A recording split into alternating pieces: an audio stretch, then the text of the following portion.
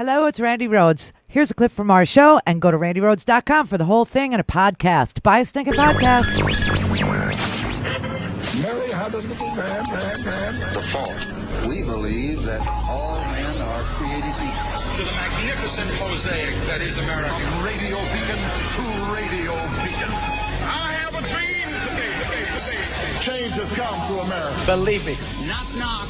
Who's there? It's a figment of your imagination. Randi Rhodes Show. Turn up your mind. Spent to the WHO. We're going to put a very powerful hold on it. I'm not saying I'm going to do it, but we're going to look at it. You did say that. We give a tremendous... No, I didn't. I said we're going to look at it. We're going to investigate it. We're going to look at it. You know, a lot of people think that goes away in April with the heat. You said it was going to go away in April. You said when it warmed up in April. I said it's going away, and it is going away. You're going to lose a number of people to the flu, but you're going to lose more people by putting a country into a massive recession. A few weeks ago, you say this was just like a flu. What have you learned? I didn't say 2 weeks ago it was a flu. You know what I say?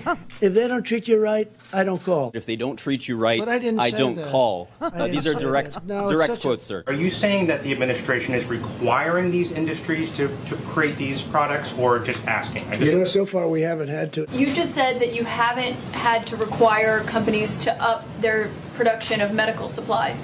But you said last night you invoked But I the didn't say DPA. I don't believe you need 40,000 or 30,000 ventilators. You said New York might need I might not didn't need say that. I 30,000. didn't say that. You said it on I didn't Sean say- come Hannity's on, Fox News. come You on. said You know, that why you might. why don't you some- people act? Let me ask you. You said why some don't you states- act? Why don't you act in a little more positive? It's always trying to My get. question. Yeah, so now he's in charge, everybody. He's in charge. Happy Monday to you. Happy Monday. Is it Friday yet? Is it time to vote yet? How many days till we vote? Anybody? Everybody? Oh, my God. So, okay, Friday we left watching the Senate go home, watching the House say that there is no deal on the enhanced unemployment benefits, aid to the states, money for the Postal Service, election protection money, et cetera, et cetera. There would be no moratorium for evictions. There would be nothing done on student loan debt, right? All of this was just left up in the air on Friday. Here is what we saw happen on Friday after the meeting that the Republicans had. And I say Republicans, except not the leadership of the Republicans. You do know Mitch McConnell's AWOL. He hasn't gone to any of these meetings because obviously Mitch McConnell was told, don't do anything. Donald Trump wants to ride in on the Trojan horse and dismantle Social Security. So he's going to do something on the payroll tax, even though everybody, including you, have decided that the payroll tax deferment is a bad idea because it won't help unemployed Americans. It's called a payroll tax for a reason, right? It won't help unemployed Americans. Also, it's going to take money out of the Social Security Medicare Trust Fund, and that's bad. And number three, you can't change a tax without Congress. If the best thing he could hope to do was invoke, just like I said, invoke a national emergency under the Stafford Act, which is interesting, a national emergency, except he won't act nationally on COVID, right? Okay, so declare a national emergency and then defer the payroll tax that employees pay until next year. And then you have to reelect him if you want it waived. That's what he wanted to do. And what's really creepy about that is that it's a campaign promise in a time of a national emergency, which means time is of the essence.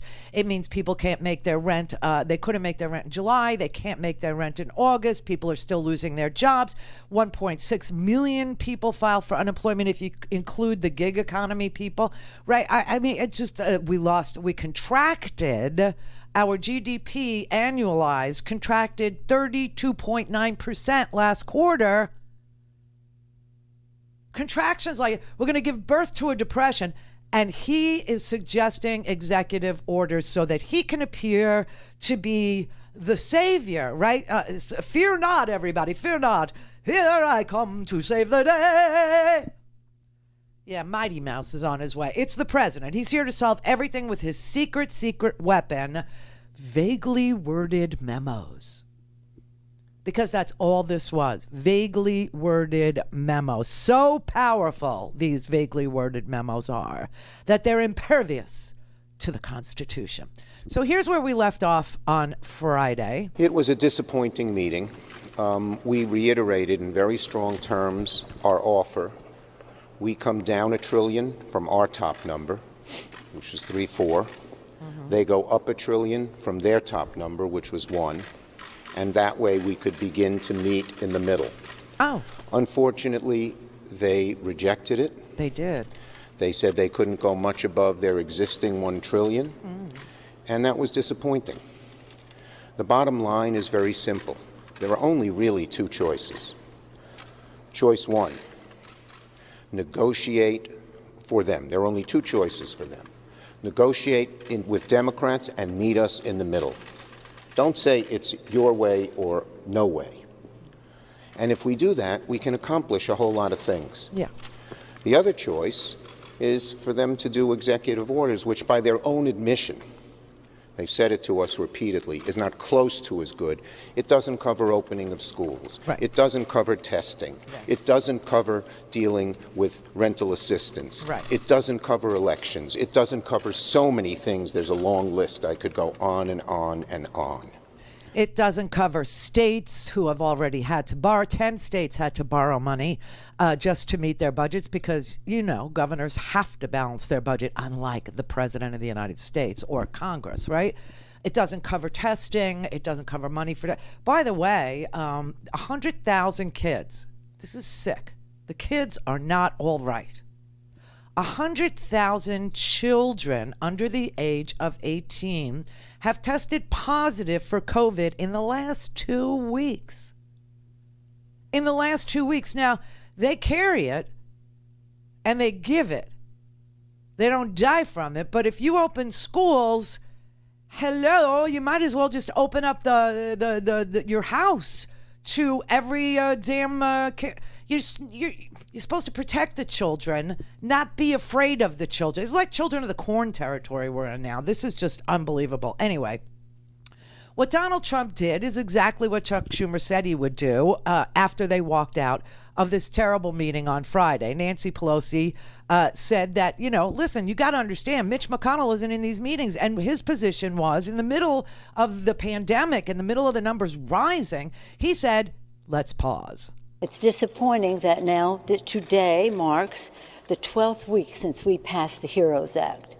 Central to it is how that we can open our economy, open our schools safely, and the rest. Right.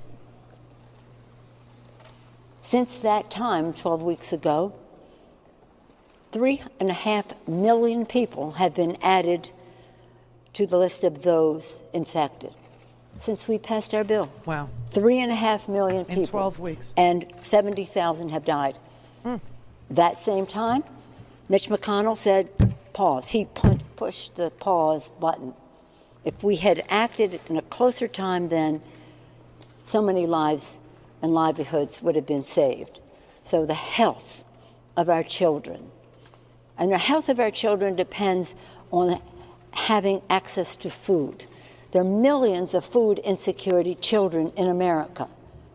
And that's one of the places where we had a big difference. We had $67 billion for food and utility costs, and most of it food.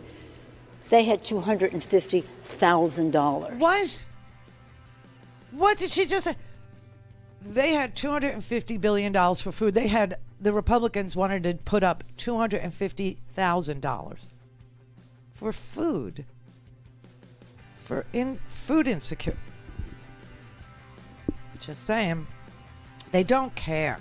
You know, and then Donald Trump decided to come out from it on his golf course at his resort and announce these phony executive orders, one of which was an executive order. The other three weren't even that. They were memos to study, memos to ask questions, memos to investigate.